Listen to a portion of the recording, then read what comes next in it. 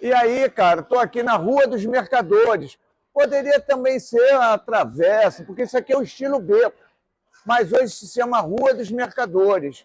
E eu estava vindo aqui na Igreja Nossa Senhora da Lapa dos Mercadores, mas está rolando aqui, eu acho que um casamento. E era um espaço que eu queria tomar como um cenário para a nossa série, com Chevita pelas ruas, né, do Rio de Janeiro. E não vai ser possível entrar. Mas, ao mesmo tempo, tem um ambiente muito carioca aqui, não é? Que é esse cotidiano, sexta-feira, a galera, não é, almoçando no meio da Rua do Ouvidor, não é? Num cenário lindo, numa paisagem fantástica. E aqui fica a livraria do meu camarada Rodrigo, foi meu aluno, Digão. Aqui é a melhor livraria que tem para Rio de Janeiro. Se você quer ter acesso ao que tem de melhor de história, literatura, cidade do Rio de Janeiro, Folha Seca. E ó, merchandising de graça, porque é meu camarada. É isso. Chega aí, Tainá, vem comigo.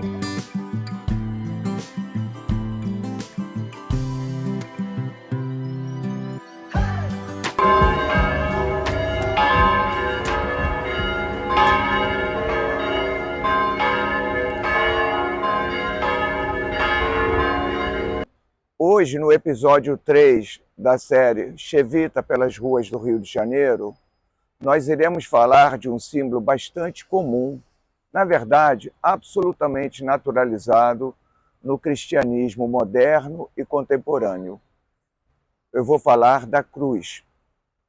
Vou abordar inicialmente a cruz nos séculos I ao IV, o quão difícil foi estabelecer esse símbolo entre os cristãos, e, posteriormente, nós iremos entrar por algumas das igrejas do centro da cidade do Rio de Janeiro, de maneira aleatória, né?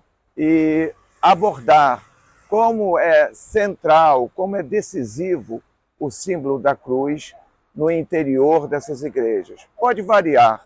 Às vezes tem um corpo do Cristo lá na cruz. Às vezes, a cruz está absolutamente vazia. Mas sobre isso, vocês vão entender durante o episódio 3.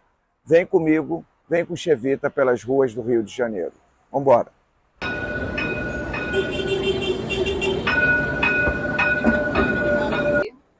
Galera, é muito comum a gente estar andando pelo centro da cidade do Rio de Janeiro e, de repente, sem mais nem menos, a gente acaba entrando assim por umas passagens que não é muito comum de nós encontrarmos pelo centro das cidades urbanas, assim. Vejam, eu estou entrando num prédio a portaria aqui é à esquerda, mas existe um caminho aqui. Tem botequim, tem barbeiro. É uma cena tipicamente cotidiana aqui da cidade. E a gente está andando por entre os prédios. Mas por que eu posso entrar nessas passagens e sair delas sem ser minimamente incomodados? A gente está passando agora de um prédio para o outro, carros parados, e a gente vai indo. Porque isso aqui era uma antiga travessa, que em meados do século XX, a prefeitura do antigo Distrito Federal, portanto da antiga capital do Brasil, a cidade do Rio de Janeiro, a prefeitura tomou a decisão de vender uma antiga travessa que ligava a Rua da Quitanda, aonde a gente vai parar, que é a Rua do Carmo. Então isso virou uma espécie de uso capião, né? Uma passagem que não pode ser fechada. As pessoas ficam um tanto quanto perplexas, sem entender exatamente o que está acontecendo. Tem gente que, inclusive, prefere dar a volta ao quarteirão com medo de ser impedido de entrar. Porém, a área é de uso comum. Lembro, uma antiga travessa, de repente, constrói-se prédios e vira uma propriedade privada, mas com o direito de nós entrarmos e sairmos. Loucura. Que rua é essa?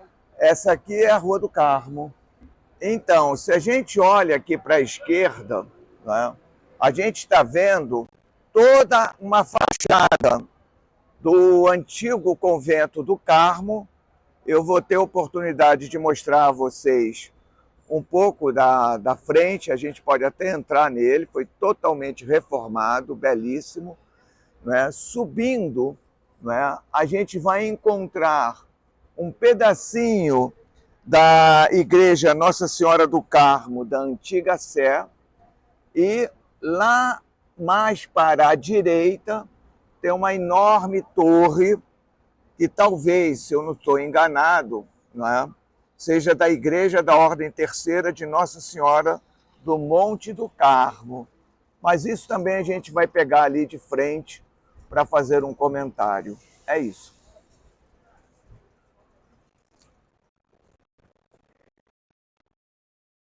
Nós estamos andando aqui pelo finalzinho da 7 de setembro, quase chegando na 1º de março. 1º de março fica aí em frente, do outro lado dessa avenida, nós temos a famosa Praça 15. Na nossa esquerda, nós estamos vendo toda a lateral da belíssima igreja Nossa Senhora do Carmo, da antiga Sé. E lá em cima, né, uma torre, acho que pode dar até um zoom, né, porque a gente veria o quão bela é essa construção. Século XVIII, aqui durante todo o final do XVIII, foi uma igreja bastante concorrida das elites, é a Sé, onde o imperador, a família real, vinha assistir à missa. E do lado direito, nós temos o convento do Carmo, pegando aqui pela lateral toda a fachada dele. Muito lindo também.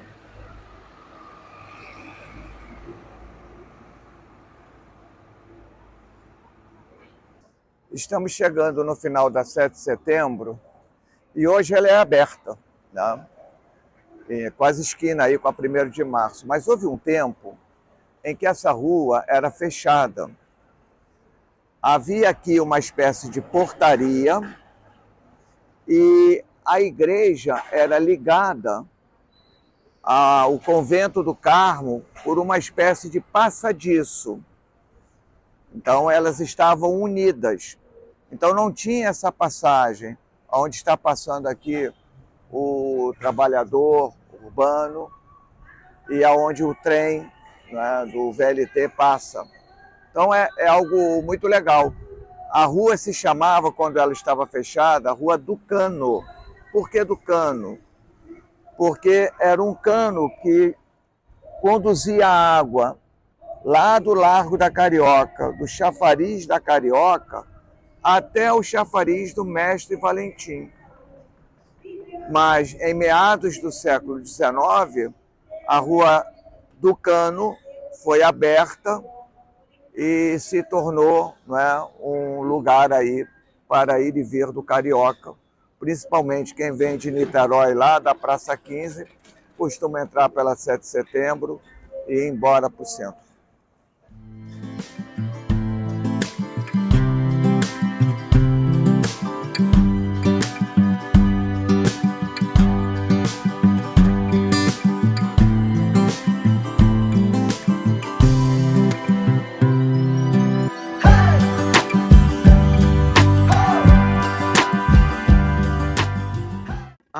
Essa igreja que a Tainá está mostrando, ela é da Ordem Terceira de Nossa Senhora do Monte do Carmo, uma igreja do século XVIII,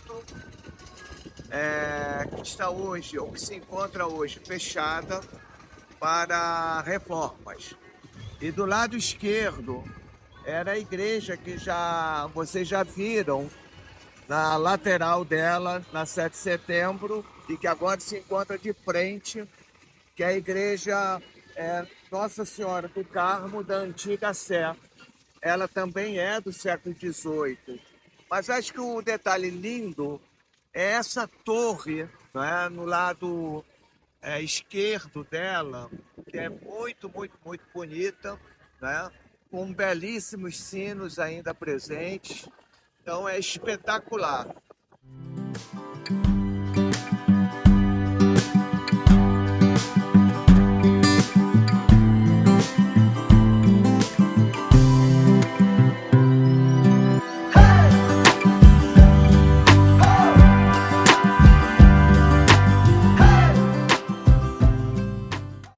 No episódio de hoje, nós vamos abordar o elemento cruz.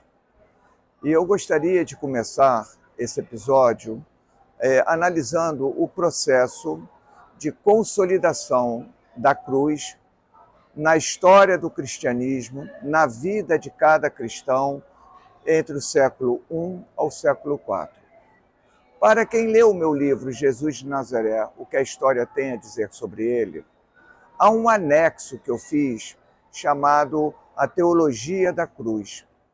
Do quão difícil foi para o cristianismo, ou os cristianismos nas suas mais diferentes versões, conviver, coexistir com a ideia de que a sua referência máxima, Jesus Cristo, fosse um indivíduo que conhecesse a morte através da crucificação. Isso era algo extremamente problemático. Para quem lê o livro já sabe, mas de repente alguns que estão assistindo não tiveram ainda a oportunidade de ler o livro que eu escrevi sobre Jesus de Nazaré.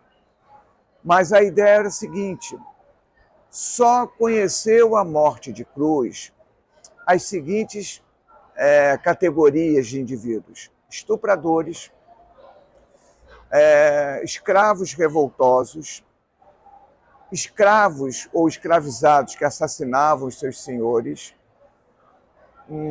aqueles que atentavam contra o Estado e aqueles que adulteravam um testamento.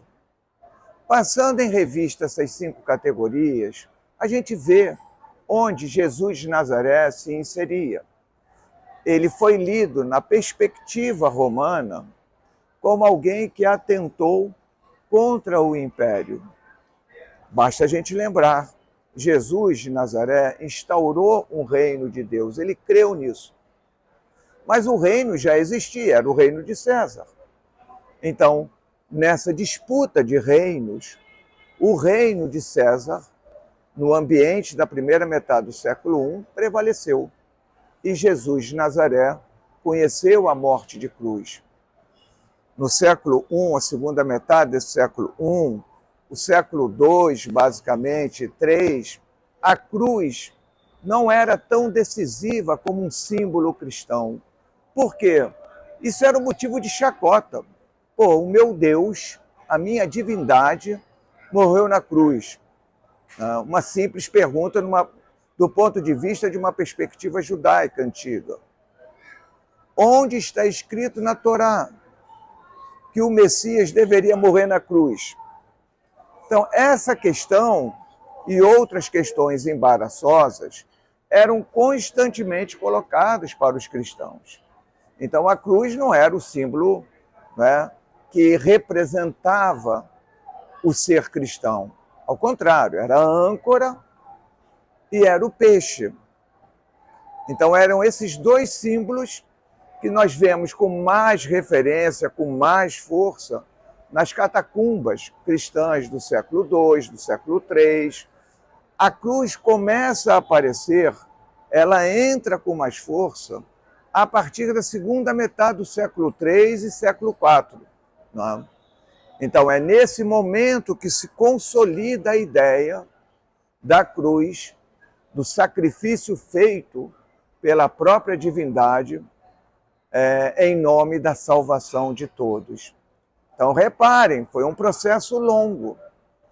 Mas quando nós saímos desse período antigo, século I, século II, século III, século IV, e vamos avançando no longuíssimo processo histórico, a cruz foi se naturalizando, se tornando algo do cotidiano cristão. No tempo presente, aliás, Desde século XVI, XVII, XVIII, que é o que a gente está pegando em termos de igrejas, em diante, até os dias atuais, a cruz foi se naturalizando. Ela hoje aparece como um símbolo, não é, que se faz presente nas mais diferentes representações arquiteturais cristãs, sejam essas arquiteturas católica, ortodoxa, protestante, evangélica. Então, ela se faz presente em todos os lugares.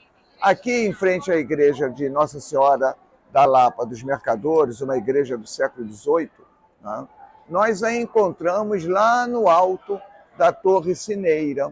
Né, e certamente a gente vai entrar, vai dar uma olhadinha lá dentro e vocês vão ver que ela também se faz presente dentro da igreja.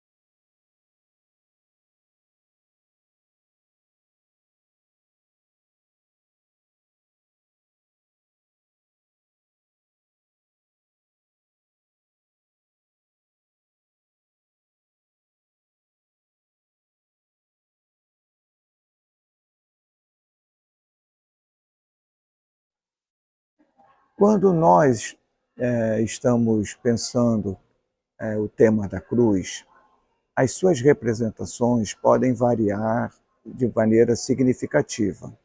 Essas variações podem se dar do ponto de vista do tipo de cruz e se ela, é a segunda variação, está vazia ou se ela traz representado o corpo do Cristo crucificado.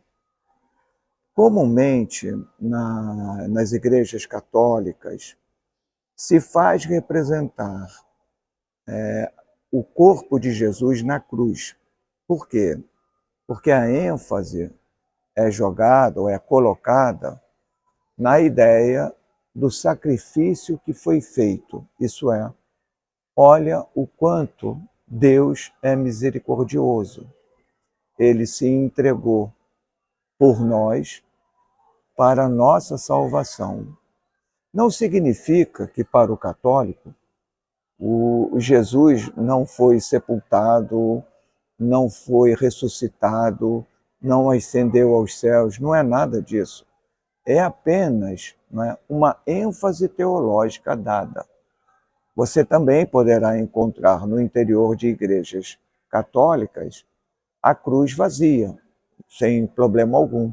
Aqui mesmo, nessa igreja Nossa Senhora dos Mercadores, lá no alto da igreja tem uma cruz absolutamente limpa, vazia. Então, é apenas uma questão de ênfase teológica. Se nós entrarmos numa igreja protestante, a tendência será ver essa cruz vazia e o elemento teológico que está sendo enfatizado é a cruz está vazia, porque Cristo ressuscitou, ele venceu a morte, né, e ascendeu aos céus, onde está sentado à direita do Pai. Então, são ênfases, não tem uma mais certa, uma mais errada. É apenas ênfase teológica que se pode atribuir a uma ou a outra, representando Jesus nela ou a cruz simplesmente vazia. Então, chegando aí na livraria Folha Seca, do meu camarada Rodrigo. O professor. Aqui é o must para quem está procurando livros sobre história do Rio de Janeiro. É aqui na Folha Seca, com meu irmão, meu camarada Rodrigo. Para a imensa maioria dos cariocas, amantes da boa leitura, o conhecem como Digão, né? Aí, Rodrigo, aqui qual é o endereço? Aqui é a Rua do Ouvidor, a mais carioca das ruas do Rio, 37. E aqui não tem merchandising, não. Isso aqui, pô, é parada mesmo de quem ama a cidade do Rio de Janeiro, de quem curte, né, a literatura, livros de história do Rio de Janeiro. Completar 20 anos de Rua do Ouvidor. Olha aí, fechou, valeu. Já estamos de volta, indo embora para casa, vamos pegar o metrô, estamos na 1º de março. E vamos entrar na igreja Santa Cruz dos Militares, também uma igreja do século XVIII. Vocês já viram o que nós vamos mostrar de maneira super de boa, que é aquela porta que te impede de olhar o altar, aquela transição entre o profano, o mundo da rua, e o sagrado, o mundo da igreja. Lá em cima, vocês estão vendo mais uma cruz e ela está absolutamente vazia. Mas provavelmente, ao entrarmos na igreja, nós iremos ver uma cruz com o corpo do Cristo crucificado. Vamos lá? Galera, eu tenho 2 observações a fazer no interior da Igreja Santa Cruz dos Militares. A primeira delas é essa imagem interessantíssima de Jesus representando o et homo, quer dizer, fez-se homem. Ele foi torturado e os romanos, né, o colocam lá, coroa de espinho, o manto, e ele vai começar, não, já está vivendo um padecimento, né? Então ele já está preparado para sair em direção ao Gólgota, segundo as narrativas evangélicas. Então essa é uma representação clássica, né? Et homo, fez-se homem. Aí vai viver mesmo o sacrifício doloroso da cruz. O segundo detalhe é eu pagando pela língua. Pois eu disse para vocês lá na rua, lá no mundo profano, que no espaço sagrado onde a gente está, nós veríamos o corpo do Cristo crucificado. Mas não. Nesse altar, marcadamente dominando aí um bolo de noiva, né? Lindo. Ele é recente, porque o altar da igreja, se não estou enganado, aqui da igreja de Santa Cruz dos Militares, ele pegou fogo. Então ele foi reconstruído, mas como se tinham fotografias, pôde-se chegar a um padrão muito próximo do que existia. Mas lá em cima, né, do último andar lá do altar, você tem o corpo do Cristo já padecido, repousando no colo de sua mãe Maria. Então é algo muito interessante, né? A cruz vazia, a plaquinha que foi colocada lá, INRI, Jesus Nazareno, Rei dos Judeus, e o corpo já sendo preparado, após o lamento de toda mãe ver um filho morto, para ser levado para sepultamento. Então isso é bem clássico também e domina a teologia católica. É bastante tocante. Um pouco mais abaixo, você tem a imagem do Cristo, o Sagrado Coração de Jesus ali, né? Cristo vivo. Né? É lindo. São muitas representações. Aqui na minha direita, por exemplo, tem São José, o pai de Jesus, segurando ele no colo. São tipicamente representações católicas.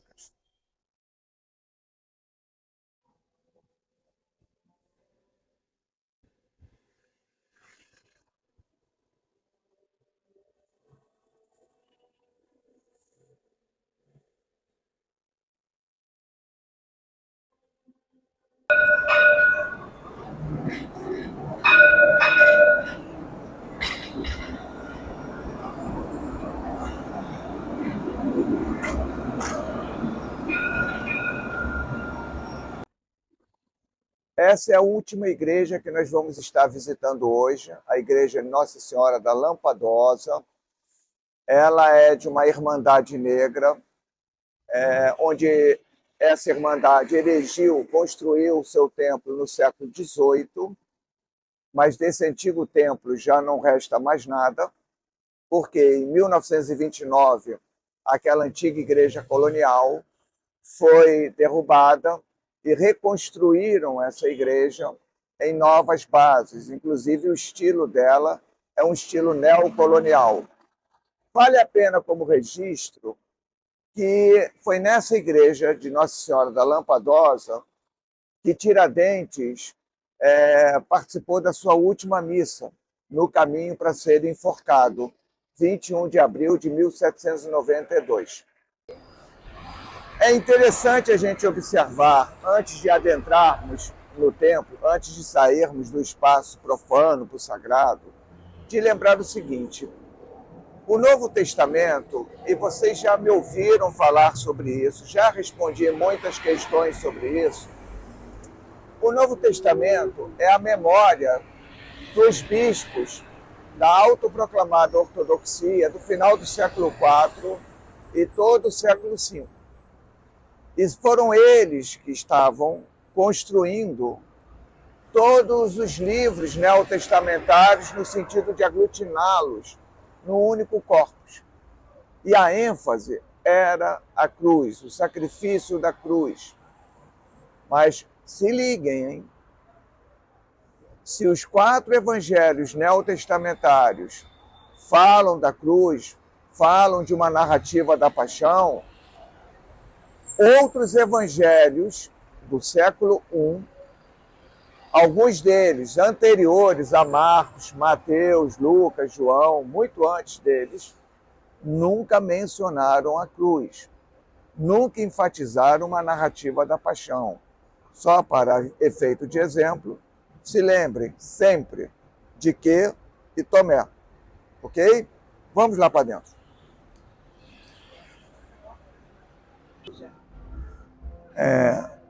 A gente vê o Cristo crucificado num vitral da igreja, vocês estão vendo? Lá no alto, nós vemos Cristo crucificado, coroa de espinhos, um pequeno manto em torno da cintura. Isso é o que nós temos. Um pouco mais abaixo, acima do sacrário, nós temos a cruz também, mas ela está absolutamente vazia. A igreja foi reconstruída, como eu falei para vocês, no século XX, mas as peças que estão aí no altar, né, e que decoram todo esse ambiente do sagrado são peças antigas, hein? Elas não são do século XX, elas são da antiga Igreja Nossa Senhora da Lampadosa. Galera, espero que vocês tenham gostado, que vocês curtam esse episódio. E se gostarem, não deixem de dar um likezinho. Se gostarem muito, não deixem de encaminhar para alguém que vocês acham que pode se interessar. E aproveitem e me digam, próximo à casa de vocês, existe igreja? Se existe, como é que está essa cruz? Ela está vazia? Ou ela tem o Cristo crucificado? Se der, fala para mim, manda para a gente trocar ideias. Valeu!